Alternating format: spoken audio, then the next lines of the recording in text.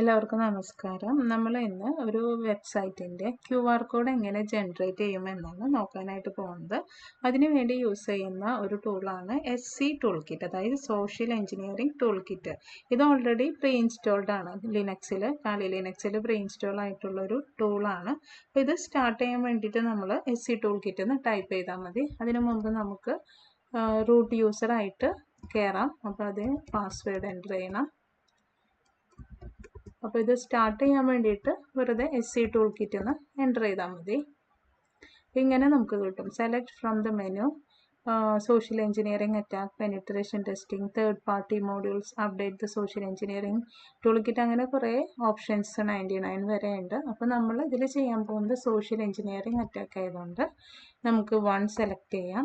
ഇതിൽ നമുക്ക് QR കോഡാണ് ജനറേറ്റ് ചെയ്യുന്നത്, അതുകൊണ്ട് 8 കൊടുക്കാം.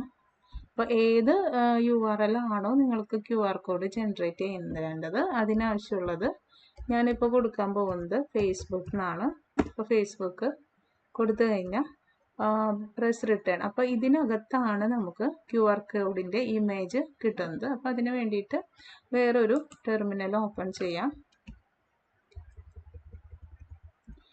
റൂട്ട് യൂസറായിട്ട് കയറണം. റൂട്ടിനകത്താണുള്ളത്.